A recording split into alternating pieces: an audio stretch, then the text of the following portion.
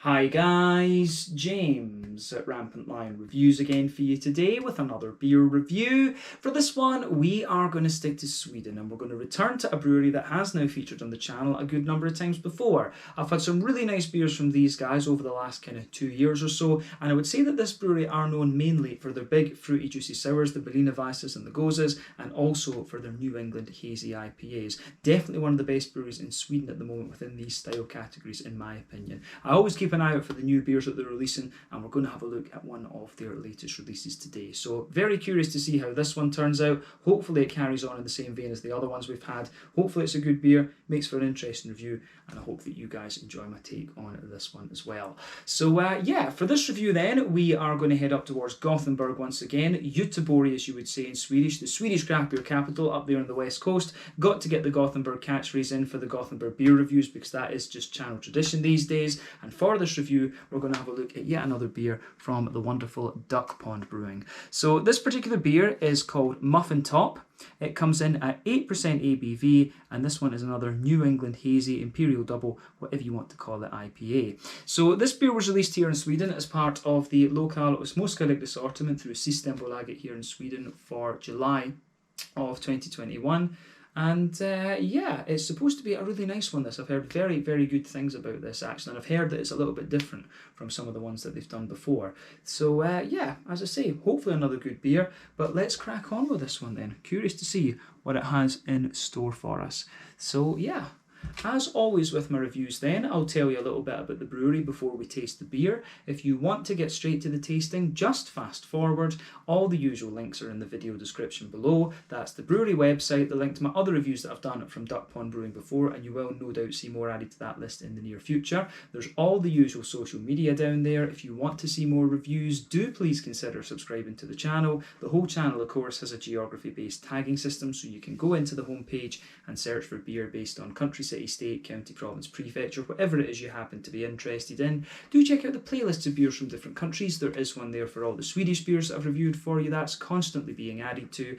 And as always, please do get in touch and let me know some of the other beers and breweries that you guys would like to see me review. It's always great to hear from you guys that are watching the videos, and the support that you show the channel is hugely appreciated. So anyway, on to my brewery notes then to tell you a little bit about Duckpond Brewing once again then. So Duckpond Brewing were previously known as Mikrofonbryggeriet, or the Microphone Brewery, and this company is the brainchild of Nikola Sarcevich, who is a singer and songwriter for the band Millencolin, who have been making music since 1993. I say it in every review, but I still need to check these guys out, but that is something that I do need to get done over the next little while.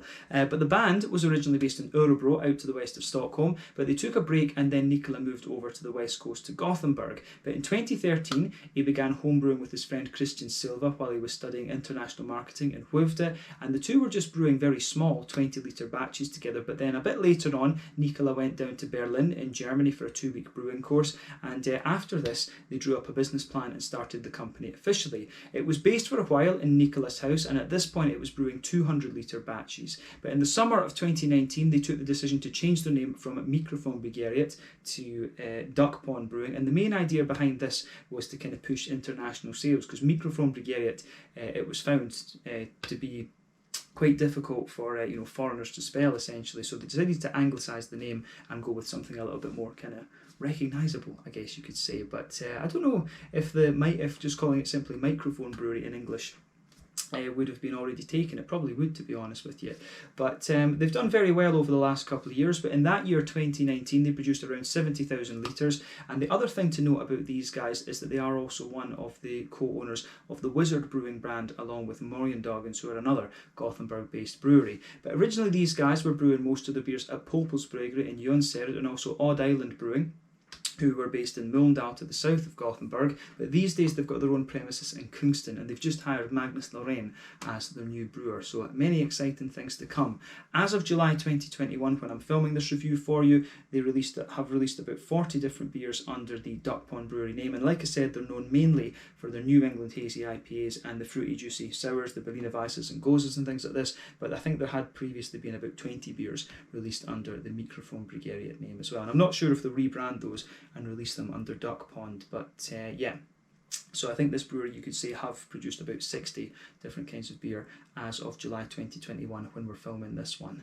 But yeah, like I said, in my opinion, a very well respected brewery in Sweden these days, doing some of the best New Englands and fruity juicy sours that you're going to come across in the country. So if you haven't tried some of their beers, I would highly recommend that you do. But yeah, that's all I can really tell you about Duckpond Brewing for the moment. If you want to learn more about these guys, you can of course check out the brewery website. You can follow them on Facebook and Instagram to keep up to date with all the latest goings on, and you can check out the Rate Beer, Untappd and Beer Advocate pages to learn a little bit more about all the different beers that these guys have done. So yeah, let's crack on then and have a look at the beer itself. So I'll just let you have a little look at the artwork on this one before we open it up. As you can see, it's quite similar to what we've had from Duckpond before, a little bit more stripy of course, but yeah, still in the same kind of vein of design as we've had previously. But you can see on the back of the can there is the Duckpond Brewing symbol. As I said to you, an 8% New England double IPA. This one is hopped with Nelson Sauvin from New Zealand and Brew One from America. So Nelson Sauvin, as we know, about 16% alpha acid, lovely big kind of white green grapey notes to it. And Brew One I've had a couple of times. That's quite an interesting one. Lots and lots of pineapple and quite a bit of a herbal character, about 13 to 15% alpha acid on that one apparently. I had a little look to see what you're supposed to get from Brew One before I did this video, because as I say, not overly familiar with that hop. But as you can see, 440ml can this one, and I believe I paid 50 Swedish kronor for this. So that translates to €5, about £4.50, and I guess somewhere in the region of $5.75 American, just so that those of you watching in different parts of the world have a little bit of a price reference. But yeah, the Muffin Top Double IPA, 8% ABV, a July 2021 release from Duckpond. So yeah, let's get this guy out and we'll get on with the tasting then. Very curious to see what this one has in store for us. So let's get it out and into the glass then. There we go. Now the last beer I had from these guys, if memory serves me correctly, was Swag Bag, and that was really nicely done. New England double. So curious to see what this one's like, because people have told me that this is a little bit different from what they've done before. But yeah, there we go. Let me just line that back up again. But yeah, I think we've got about 80% of the beer in the glass at the moment. But yeah, anyway, as you can see with this one then, we'll look at the head before it disappears, of course. The head on this one has poured to be about a 2/3 finger of a frothy, I would say kind of creamy coloured head. That's definitely not a perfect white in this one. And you can see the colour of the beer itself. It's actually more of a kind of murky, orangey leaning yellow. It's almost like a light amber, dark yellow kind of thing, this one. But yeah, if we're comparing it to the fruit juices, as I usually do, I would say that this one is a little bit like a kind of peach juice, or a mixed tropical fruit juice actually. So yeah, I always like comparing the New England IPAs to different fruit juices, because that's just what their appearance reminds me of. So yeah, this one is definitely a bit more like a kind of peach juice, or you know, like a mixed tropical fruit juice. But yeah, one or two big bubbles sticking towards the side of the glass in this one, a few little ones going up towards the bottom of that head there. But overall, it looks pretty nice. But remember, the colour of your beer is dependent on 1, the type of malts that you use. This determines the magnitude of the colour. 2, the length of your wort boil. The longer you boil the wort, the more the sugar is caramelised, and thus you get a darker colour of beer. And then 3, any adjuncts and barrel aging that you do or put in there will affect it as well. But those two variables usually come into play when we're talking about you know, sour beers. New England IPAs, of course, tend to be more to do with the first two variables. But yeah, the level of haze in this one is pretty impressive. This is one of the superior and gloopier beers that I've come across, and the level of haze in these New England IPAs is to do with the oat and the wheat content, as well as the yeast to a degree. And there's not really a rule about this, it just varies from recipe to recipe and brewery to brewery, of course. But yeah, in terms of a New England IPA, nothing particularly surprising about the appearance of this one when you consider what style it is. So yeah, I think it's probably about time that we move on and take a little look at the aroma of this one then, and see how we go. So let's go for it. That's quite interesting actually. Now, first off with this one, it almost smells a little bit more kind of like savoury or something. I think savoury is probably a good word. You know, yeah. This is quite interesting. So, as I've said to you in previous reviews, for me, there are 6 different directions you can take a New England IPA in it, at least in my opinion.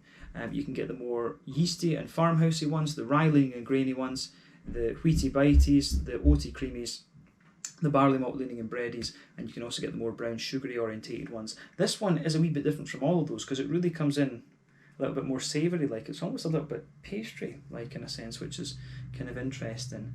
And it does say on the back barley, wheat and oats. So yeah, nothing particularly different about it, but I just find that this one does smell quite a wee bit different actually. So that's really interesting from the off. It's almost just a little bit kind of sweet and pastry-like in the base. Yeah, did not expect that, I have to say. Yeah. But interesting anyway. So yeah, on that malty side of things, we'll just go through the aroma. This one as we normally would, but the first impression of this one is more savoury, almost a little bit pastry-like, and you've got a kind of typical juicy component out of this one that you would normally expect from Duckpond. These guys always give you a lovely juicy, kind of sort of smooth but yet quite juicy, fruity character. So that's definitely an interesting point to take away about this one in my opinion. But yeah, fruity side of this beer is pretty damn nice, I have to say. But yeah, let's go through it methodically as we always do. So the backbone of this beer, you can definitely smell a lovely smooth kind of white bready character to this one. It's quite that is essentially the backbone of this beer. You can definitely smell a wee bit of a kind of bread crusty quality to it as well. You get a little bit of the wheaty bitiness in the back of the nose, definitely, but the bready notes are quite interesting. I almost get like a little bit of a kind of like vanilla type element out of this one, and as I say, there's almost just a little bit of a very, very slight pastry element to this beer. I just find this one to be a little bit sweeter, and as I say, a wee bit more kind of savoury in a sense. So that's a really interesting thing to take away from this beer. If you sugar it up a little bit more, you do start to get a wee bit more of the kind of bread pushing its way out. But yeah, if you let it settle, it does smell a little bit sweeter and more savoury, as we say. So yeah, let me know your own thoughts about that in the comment section below, because that's a really unusual characteristic about this one, I would say, compared to others we've had from Duckpond Brewing, of course. But I like it. I'm curious to see how that translates in the flavour. But certainly almost gives you a wee bit of a kind of woody note underneath as well. So yeah, this I think is certainly going to be quite an interesting one for sure. But yeah, lovely from the aroma perspective. That's not up for debate, I don't think. But yeah, that malt base is really interesting.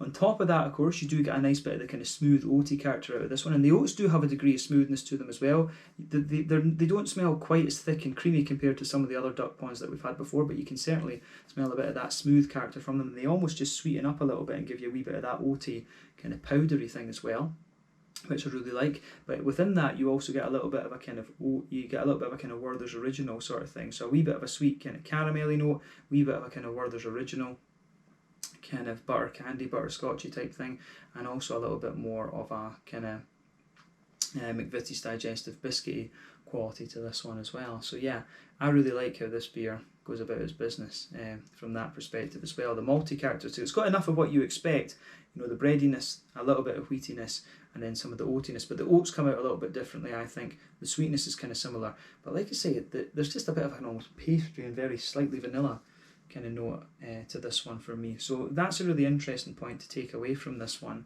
So yeah, the hoppy side of the beer is actually quite interesting as well, I think, and I do wonder how much of that will be contributing to this as well. So when you focus on the hoppy side of the beer, you're going to notice that I think that this beer has quite a big, you know, grassy component to it, and the grassiness is actually quite zesty in my opinion, but you do get a little bit of a smooth earthiness and a fair wee bit of herbal character in this one.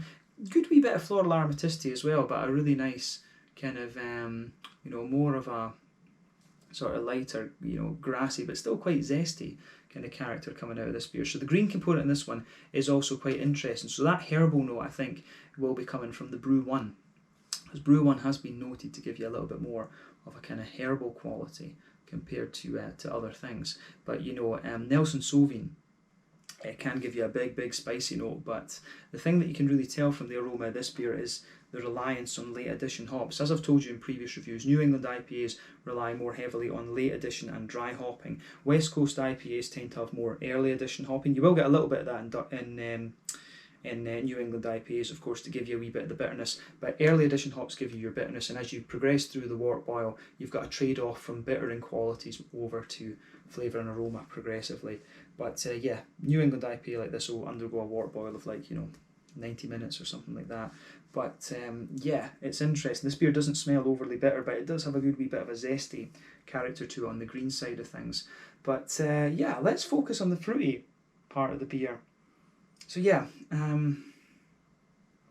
for me the fruity character actually is kind of what you'd expect. You can smell that oily, gooseberry, white green grapey sort of thing from the Nelson Sauvin. You can really get that out of this one, and that's the big oily part of the beer. But you also get a really soft, pineapple-y character to the beer. And as I say, the beer does have a little touch of a kind of zesty element to it as well. So I really like how it goes about its business from in that respect as well, actually. So yeah, good little bit of pineapple to this one. You do get a few undertones of an apricot-y papaya type thing. This one do get a fair wee bit of papaya, in fairness. But yeah, nice oily white green grapey notes to it. Maybe even a little bit of a light kind of sultana or something in there as well. And by sultana I mean dried white green grapes, and that would kind of make sense. If you've got a bit of Nelson Sauvin in this along with the Brew 1, I think it certainly does. So I think the Brew 1 is showing up quite nicely in this, and the partnership between that and the Nelson Sauvin is certainly quite interesting from the aroma perspective. But yeah, I think this beer could turn out to be quite an interesting one. But yeah, let's leave it at that for the aroma. I think it's about time that we taste this one then. So let's put the last of it into the glass, and we'll go for it then. So yeah, this one is the Muffin Top Double IPA, coming in at 8% ABV from Duckpond Brewing in Gothenburg, brewed with Nelson Sauvin and Brew 1. Certainly comes across as a little bit more savoury in its aroma than the other ones we've had from them before. But let's get stuck in. Slange, skål, and cheers.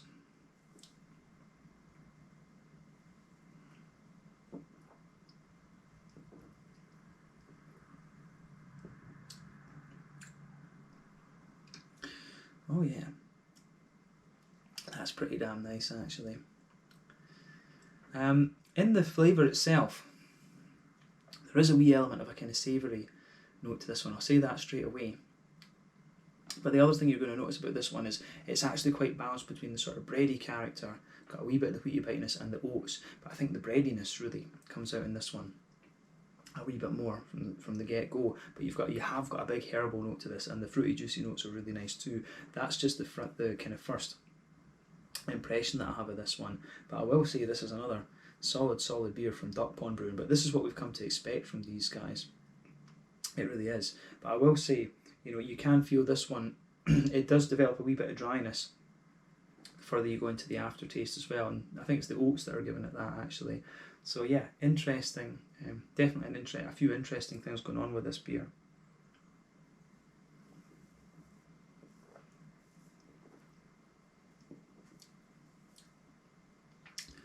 So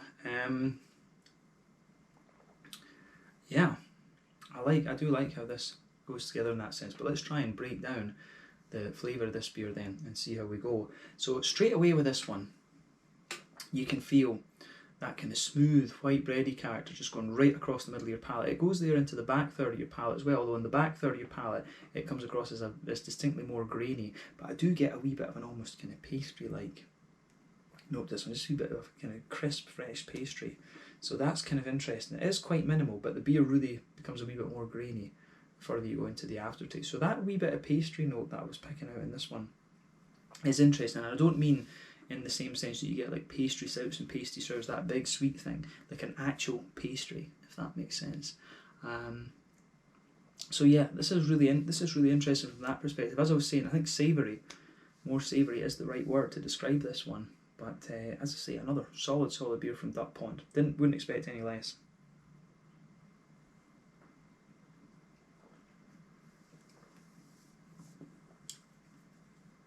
So, yeah, I think that does go about its business very nicely. So let's try and just break this down. A little bit for you. other than that. But yeah, on top of that kind of bready layer, as I say, you get a wee bit of the pastry kind of mixed in with that too.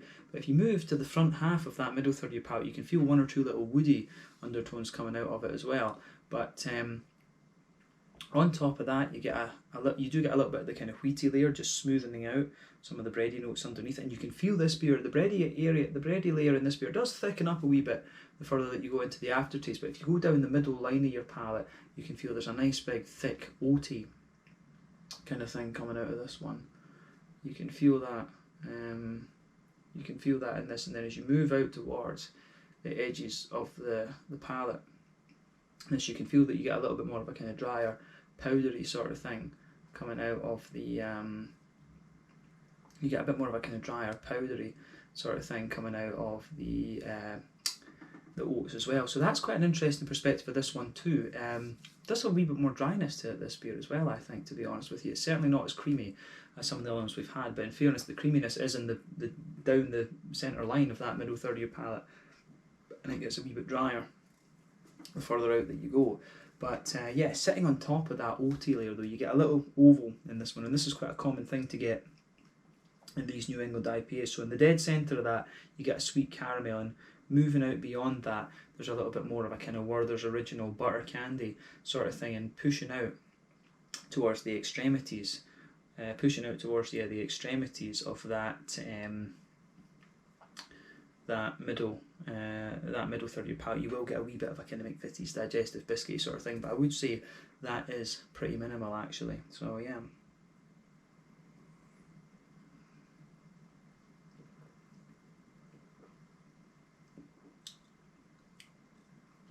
But yeah,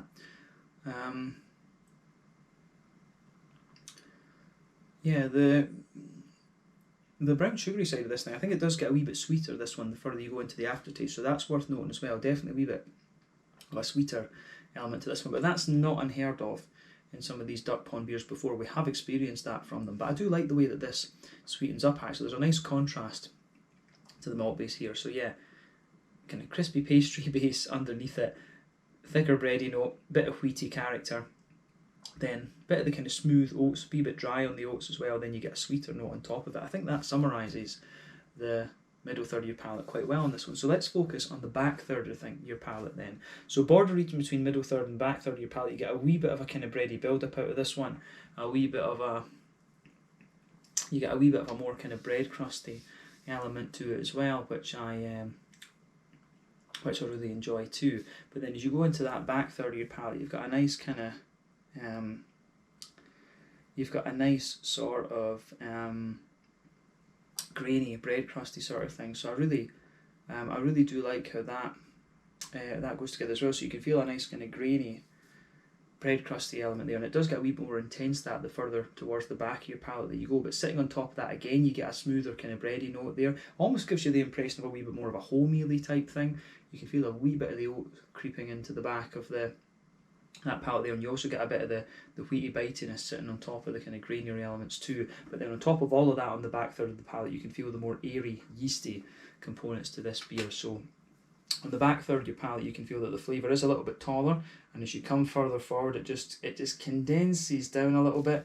Then as you go into the middle third of your palate, you can feel those flavours are just a little bit more kind of squashed together actually. So I really like how the beer goes about its business in that sense. The malty yeasty component in this one is quite nice, and as I say, the thing that makes it stand out is just a wee bit more of a kind of savoury character. But let's focus on the hoppy components of this beer then, and the Brew 1 shows up nicely in this. I'm pretty convinced that what I'm picking up in this is the Brew 1. So back corners of the palate, there's certainly a nice little bit of earthiness there, and as you come further forward, it gives you a little bit of a kind of herbally, spicy character to it, but it's almost very slightly woody in a sense as well. It's almost like, almost like a kind of cedar spice kind of thing. It's really interesting in that. But yeah, that comes out underneath the kind of herbal things, but as you push further forward towards the kind of front corners of the palate, it certainly has a quite bright floral aromaticity. It is quite bright, and there's just a wee bit of spiciness sitting underneath it. But then round the front curve of the palate, the beer is a little bit lighter. It's a little bit lighter and grassier in a sense, and you do get a fair wee bit of zestiness of the grassy component of this beer too. So yeah, green component with this one is quite nice actually. So yeah.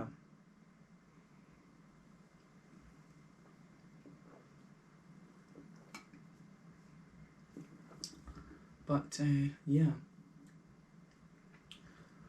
fruity component in this beer is really nice incidentally as well. So let's move on to the front third of your palate then. Yeah. So,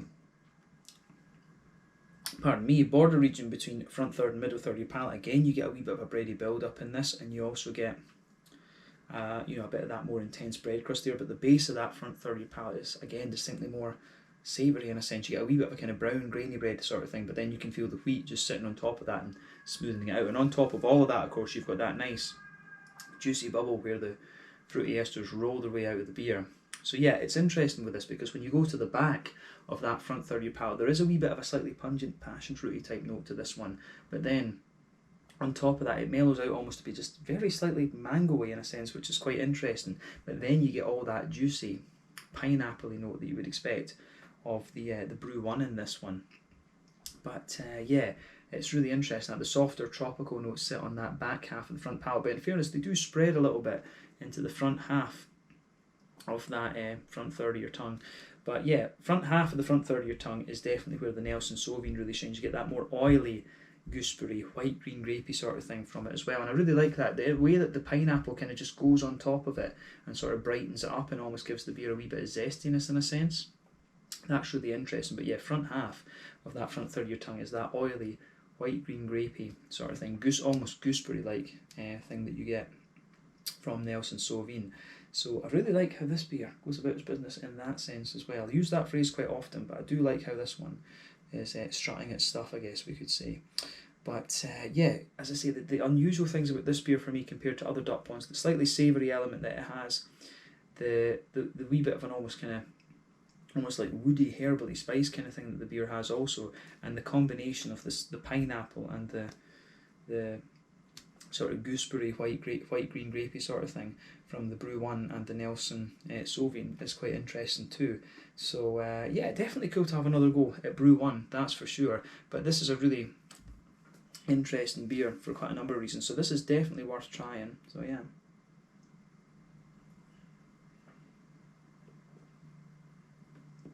But yeah, I do like how this beer goes about its business. Definitely try this one for sure. This is probably one of the quirkier ones I've had from Duckpond Brewing, I would certainly say that. But let's round off the review with the mouthfeel then. So this beer is definitely pushing towards the top end of mid-body. The carbonation is very, very smooth. I think the more that you drink of this beer, it does actually get a little bit creamier. But as I say, there's a wee element of dryness and a wee bit of a kind of savoury dryness to this beer as well. But yeah, pardon me, the way that it goes about its business is very nice. I keep repeating that. I need to stop that. But yeah, certainly a more savoury and smooth, but it's also got a little bit more of a sweetness in the malt base as well. So savoury base, a bit more of a kind of smooth middle, if you like, a wee bit of a creaminess on top of that, and a sweetness. It's a very, very layered malty character that you get out of this one. In terms of the bitterness, I'd say this is a fairly standard 30 IBUs, potentially 40 to be honest with you. It could be a 40 IBU beer, this one, because it bitters up a little bit further you go into the aftertaste, and the fruity side of things has a good balance between being light and juicy and a wee bit more oily in a sense. So yeah, the fruity component in this beer is interesting. There's quite a few different components to this beer that do make it stand out compared to the other Duckponds in a positive way. So yeah, I like this one. Thumbs up to Duckpond Brewing once again. But if you're a fan of this brewery, this is definitely worth trying, because it does strike me as being a wee bit different from what we've had from them previously.